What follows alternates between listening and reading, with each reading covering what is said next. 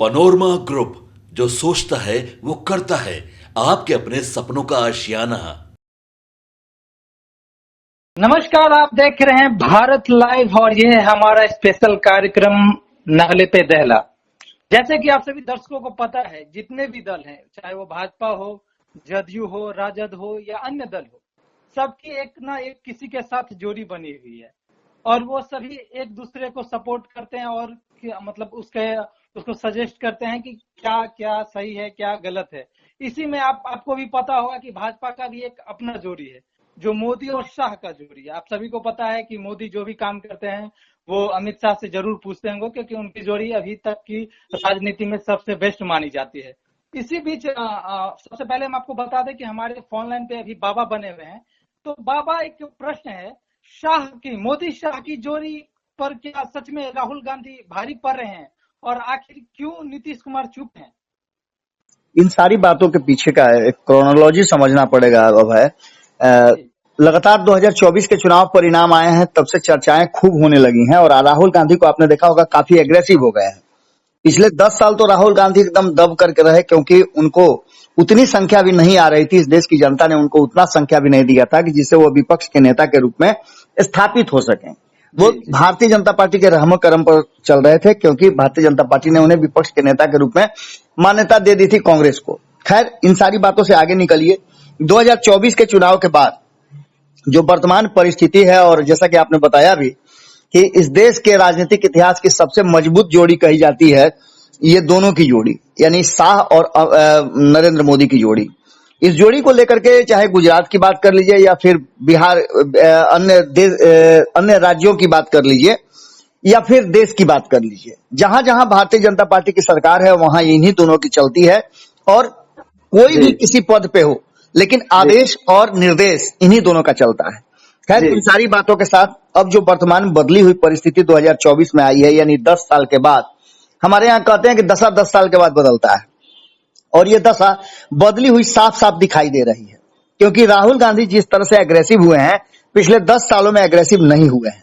और यही कारण है कि राहुल गांधी को घेरने के लिए, जिस राहुल गांधी को पहले पप्पू साबित किया जाता था, कहा जाता था कि उन्हें कुछ नहीं आता है, आज ये डिबेट शुरू हो गया है कि नरेंद्र मोदी और राहुल गांधी को डिबेट कराया जाए तो कौन आगे निकलेगा, किसमें कितनी ज्ञान की क्षमता है, कौन कितना मैनेजेबल है, कौन कितना चीजों के बारे में सोचता है। अब इन्हीं सब बातों को लेकर के अभी आपने देखा होगा कि पिछले 48 घंटे से एक बड़ा विवाद सामने आया है। उस विवाद को लेकर के खुद गृह मंत्री आगे आए हैं और बहुत सारी बातें कहे हैं। गृह मंत्री अमित शाह ने कहा है कि आरक्षण समाप्त करने की बात कर राहुल गांधी ने कांग्रेस के आरक्षण विरोधी होने का जो हमारा शक था उसको पुष्ट कर दिया है। देश विरोधी बातें करना और देश को तोड़ने वालों के साथ खड़े होना राहुल की आदत है। इन सारी बातों को कहते हुए उन्होंने और भी बहुत सारी बातें कही है, लेकिन आखिर इन बातों को कहने का क्यों जरूरत पड़ा? क्या अकारण हुआ है या इसके पीछे का कोई कारण है? तो अगर कारण की तरफ देखें तो अमेरिका यात्रा के दौरान राहुल गांधी के कुछ बयान हैं जिन पर विवाद पैदा करने की कोशिश की जा रही है। अब ये बयान कितने सही और कितने गलत हैं, ये फैसला तो देश के लोगों को करना है। लेकिन पॉलिटिक्स आप जानते हैं कि हर बयान का अपने हिसाब से उसका चीर फाड़ करती है। जैसे हमारे यहाँ पंचनामा में संपादक नवल मिश्रा जी बिहार और देश की पॉलिटिक्स का चीर फाड़ करते हैं। सीधी तौर पे भाजपा और आरएसएस का मानना है कि महिलाओं को एक खास भूमिका, ये बातें कहते हैं राहुल गांधी। उन्होंने अमेरिका में कहा कि भारतीय जनता पार्टी और आरएसएस का मानना है कि महिलाओं को घर पे रहना चाहिए, उन्हें राजनीतिक या किसी भी तरह की हिस्सेदारी नहीं मिलनी चाहिए और उनके खाना बनाने से घर संभालने तक का ही जिम्मेवारी देना चाहिए। ये बात कहा है राहुल गांधी ने, और इस बात को लेकर के राहुल गांधी पर आरोप प्रत्यारोप लग रहे हैं। कहा है उन्होंने कि कांग्रेस आरक्षण खत्म करने के बारे में तब सोचेगी जब भारत भेदभाव रहित स्थान होगा, और अभी ऐसा नहीं है। आप इस बात को बहुत गंभीरता से सुनिएगा कि जब राहुल गांधी ने यह बात कही तो उन्होंने साफ कर दिया कि बिहार में या देश में या इस देश भारत के किसी भी हिस्से में आरक्षण तभी समाप्त किया जा सकता है जब वहां सब कुछ सामान्य हो जाए और भेदभाव का सारा मामला दूर हो जाए, चाहे आर्थिक रूप से हो, सामाजिक रूप से हो या किसी भी रूप में हो, तब जाकर के आरक्षण खत्म करने की बात सोची जा सकती है। अभी हमारे देश में इस तरह की कोई भी परिस्थिति नहीं बनी है। दलित, आदिवासी, ओबीसी हो या उनको उचित भागीदारी मिल रही है और इसे आगे कंटिन्यू रखना होगा जब तक कि एक बराबर सब नहीं आ जाते हैं। ये बातें उन्होंने कही। इस पर सबसे ज्यादा विवाद है, जैसा कि हमने आपको बताया भी कि खुद अमित शाह इस बात को लेकर के कह रहे हैं कि आरक्षण विरोधी है राहुल। इसके अलावा अगर बात करें तो उन्होंने कई बातें और कही हैं। उन्होंने कहा है कि वैश्विक उत्पाद में चीन का प्रभुत्व बहुत बड़ा है, बेरोजगारी वहां कम हुई है और हम बेरोजगारी दूर करने में असफल रहे हैं, जबकि अमेरिका सहित उन्होंने पश्चिमी देशों की बात कही है कि जहां बेरोजगारी की समस्या से ये देश जूझ रहे हैं। वहीं भारत में भी सब कुछ कहने और करने के बाद 10 सालों में इस पर कोई भी काम नहीं हुआ। हालांकि उन्होंने इशारा 2 करोड़ रोजगार और नौकरी की भी की थी, जो 2014 में नरेंद्र मोदी ने देश की जनता को वादा किया था। उन्होंने कहा कि मेरी लड़ाई लंबी है।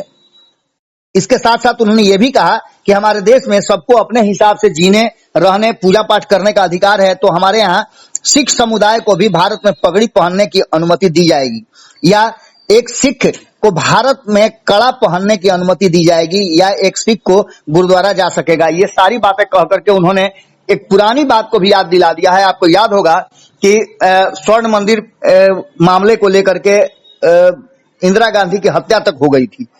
खालिस्तान को लेकर के जो चला बड़ा एक विवाद, उसको लेकर के भी इंदिरा गांधी ने अपने समय में किया था। और इस सब के बावजूद आज भी राहुल गांधी का मानना यह है कि इस देश में स्थितियां चाहे जैसी भी रही हो, हर किसी को समानता का अधिकार है और अपने हिसाब से जीने और रहने का, अपने धर्म को पालन करने का अधिकार पूरी तरह से हमारे यहाँ है। उसके साथ उन्होंने कहा कि आंध्र प्रदेश के लोग हिंदी जितने महत्वपूर्ण नहीं है, ये बातें कह करके और इस बातों से इस सरकार का क्या मतलब है। उन्होंने कहा कि इसका मतलब ये हुआ कि यहाँ के लोगों की परंपरा महत्वपूर्ण नहीं है, खान पान महत्वपूर्ण नहीं है। यानी कि एक बार फिर से भारतीय जनता पार्टी पर हमला करते हुए राहुल गांधी ने कई सारी बातें कही है।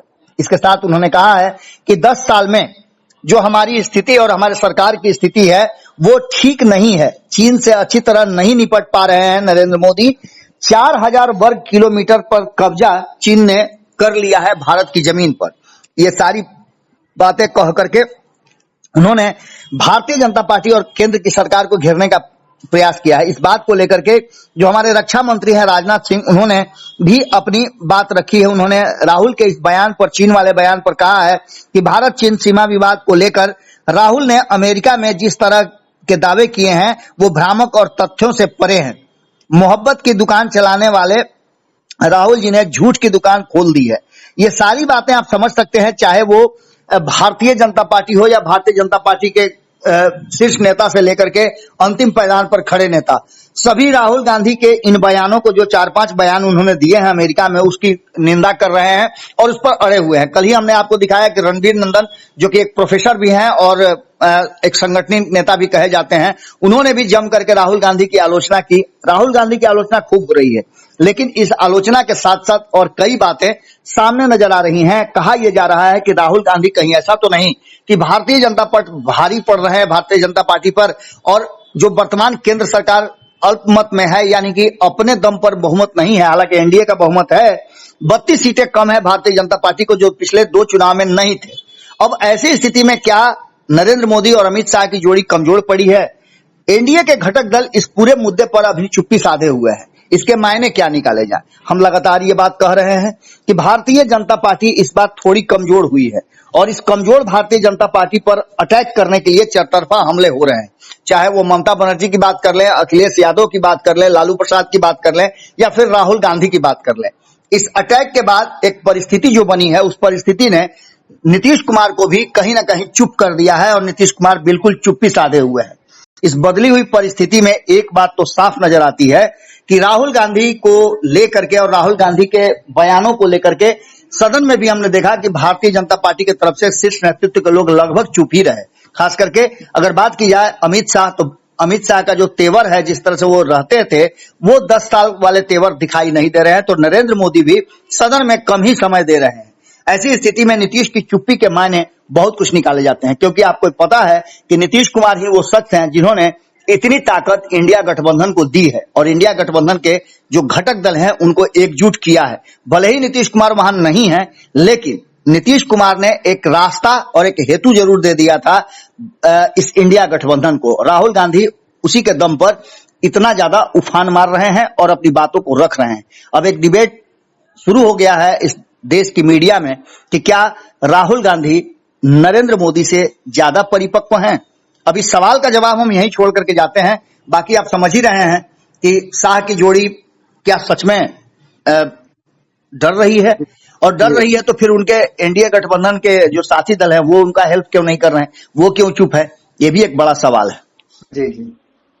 तो जैसे कि आप सभी दर्शकों ने सुना, बाबा ने बताया नीतीश की चुप्पी के बहुत मायने हैं, क्योंकि यही एक है जो इंडिया गठबंधन को एक वक्त था जिसमें वो रास्ता दिए थे और वो एक गठबंधन बनाने का एक प्रयास किए थे। लेकिन इस पे एक सवाल उठ रहा है कि अमित शाह की जोड़ी और नरेंद्र मोदी की जोड़ी आखिर इसमें क्या प्रभावित है। अगर मान लीजिए अगर होता है इस दोनों के बीच कुछ ऐसा है तो एनडीए क्यों नहीं सपोर्ट कर रहे हैं। तो इसी ऐसे ही खबर देखने के लिए हमारे साथ बने रहें। तब तक के लिए धन्यवाद। पनोरमा ग्रुप, जो सोचता है वो करता है। अगर ये वीडियो पसंद आई और वह बिहार के राजनीति और बिहारियत से सरोकार रखेनी तो सब्सक्राइब बटन दबा के चैनल के सब्सक्राइब कर ली। ओजे एगो घंटी बा, ओकरा बटन दबा देला से कुल सटीक और मारक खबर रुआ मुफ्त में मिल जाई। अगर रुआ पत्रकारिता के हमनी के नया प्रयोग में सहयोग कर चाहतानी तो ज्वाइन बटन दबा दी। पेटीएम नंबर नोट कर ली 9386816700। धन्यवाद।